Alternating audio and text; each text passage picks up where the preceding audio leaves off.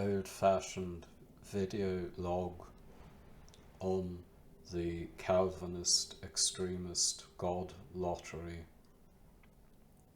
I call these video logs old-fashioned because what one is meant to do these days is he is meant to take a recording like this and then put it up into AI, and then AI will edit out all of the natural pauses, and this is called jump cut. And people are worried about transhumanism, but in my view the jump cut is transhuman. One is editing out the natural pauses from human speech. It's kind of like robot language. I never liked the jump cut, and so this is really an old-fashioned video log because I'm just talking to camera and I'm not taking this footage and then uploading it to AI so as to cut out all of the natural pauses. The Calvinist-Extremist God Lottery. Salvation in Calvinism is, in my view, really like winning the God Lottery. It is all of grace. It has nothing to do with human merit whatsoever. And Calvinists say that this keeps them humble. It might very well do, because the only reason that the Calvinist is saved is because he won the Calvinist God Lottery. And if one should listen to Calvinist preachers, then they will go into this. The only difference between myself and the unbeliever is grace. What is grace really? It is the whim of God. It is pure whim. Someone once said that randomness doesn't really exist. Randomness is simply what we don't have enough knowledge so as to deduce the effects from the cause. I'm not sure if modern science actually holds to this. I think modern science believes that there is actually some randomness in the universe, that we cannot deduce some effects from their causes. However, that's a bit of a tangent. So we know nothing about the mind of God. We know nothing about the will of God. And so God's election or reprobation might as well just be random. That's why I call it the God Lottery. The elect have won the God Lottery, and the lost, the damned, the non-elect, they have lost the Calvinist God Lottery. And the Calvinist says that prior to salvation one is dead in trespasses and sins. And so a way to visualize Calvinist salvation is, imagine you have been resurrected from a graveyard. You have been resurrected from graveyard, and you look around, and remember, it is the few that are saved, not the many. And a lot of theologians say that it is very, very few people who are saved indeed. They point out Noah's Ark, only 8 people. I think people estimated that there were 20 million people alive at that time. Noah's Ark never happened, but if we go with the storybook there were about 20 million people. So only 8 people out of 20 million were saved. There is a Catholic priest called Saint Leonard of Port Maurice, and he wrote a sermon, the Fewness of those saved.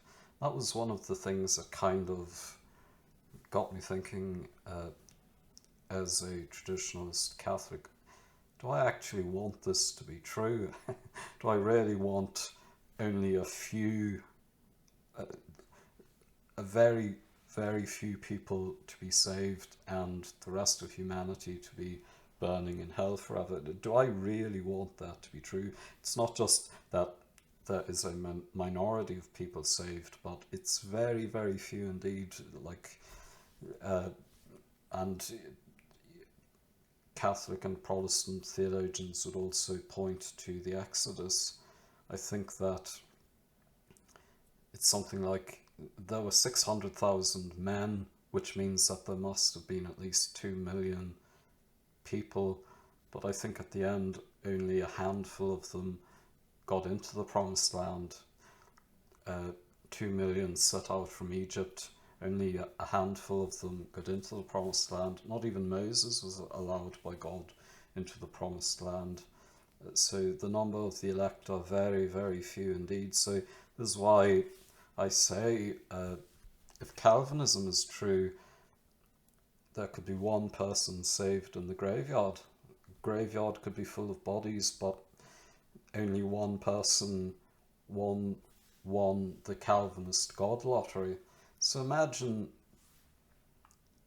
you find yourself resurrected up out from the graveyard, you pull yourself out of your coffin, you scrape up, you climb out of your grave, and you look around you, and Mr. Evangelist from Pilgrim's Progress, he comes over to you and says, "Hello, how are you doing?" And you say, "Well, what has happened?"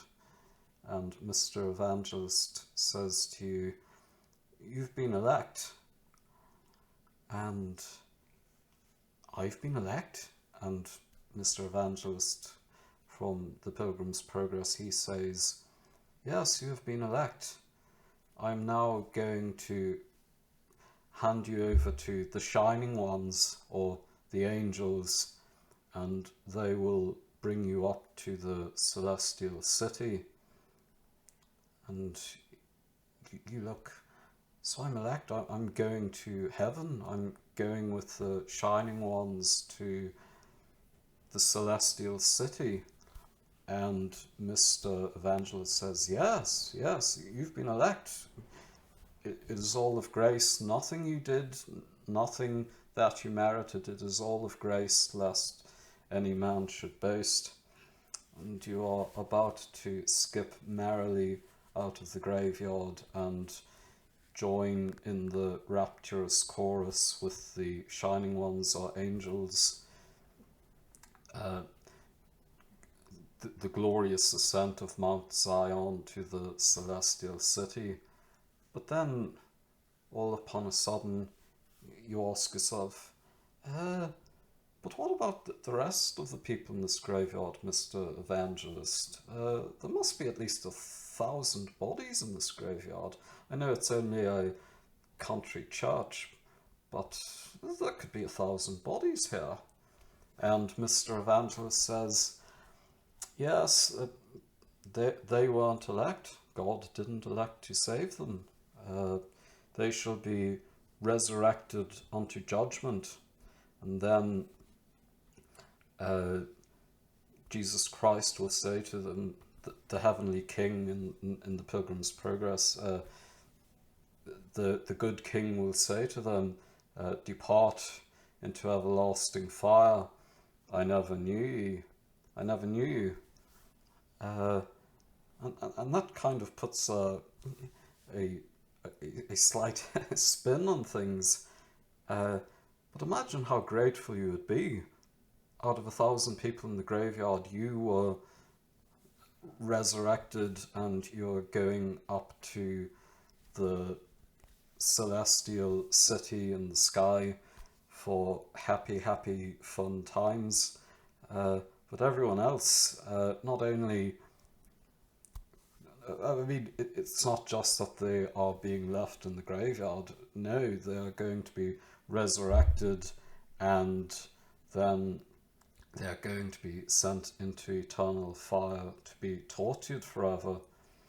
And so this is why I say that in Calvinism, salvation is essentially, from our point of view, a God lottery. The elect have won the God lottery, the non-elect have lost the God lottery. And so I just wanted to give my thoughts on Calvinist-Extremist soteriology. Soteriology is simply the study of salvation. Logia in Greek means study. Soter in Greek means saviour. So soteriology is the study of salvation. And this is why I say that Calvinism is a horror story. Kamil Gregor, PhD candidate, classicist, he did a marvellous video, and I've watched it about 3 times now, the Lovecraftian horror of Calvinism.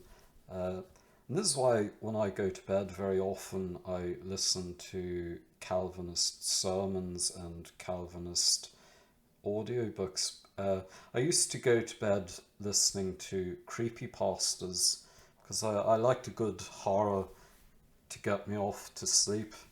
But now I listen to Calvinism. I listen to Arthur, I think his name is Arthur Pink, The Sovereignty of God. And I don't think that if Arthur Pink were here beside me, he would disagree all that much with what I am saying. God, according to him, is sovereign. He does what he pleases. There are vessels of righteousness, the elect, and then there are vessels that God made fitted to destruction. That's what the book of Romans says. God makes some people to elect them to heaven. God makes other people vessels of wrath fitted for destruction so as to damn them and to torture them in eternal fire. It's a very Lovecraftian horror worldview. So the Calvinist extremist God lottery, that is Calvinist salvation.